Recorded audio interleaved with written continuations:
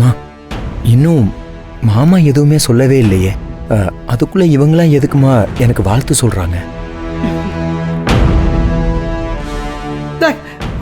தங்கச்சி மரகதம் ஒரு வார்த்தை சொல்லிடுச்சுன்னா மாப்பிள்ள மறு வார்த்தை பேச மாட்டாரு. அது எல்லாருக்கும் தெரிஞ்சிருக்கும்ல. அதான் வாழ்த்து சொல்றாங்க. என்ன இனிமே இப்படிதான் பழைக்க.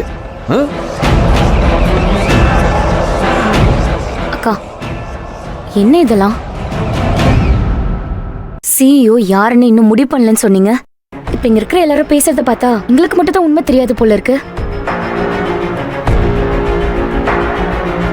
நான் வீடு தேடி வந்து உங்க எல்லார்கிட்டயும் அவ்வளோ பேசினதுக்கு அப்புறமும் வல்லவண்ணன் தான் சிஇஓன்னு முடிவு பண்ணிட்டீங்களா?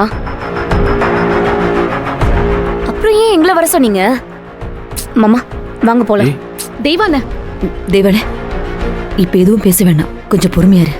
மா நீ வேணா பொறுமையாரு, நான் கிளம்புறேன். தேவனே அத்தை சொல்றாங்களா அதை கேளு.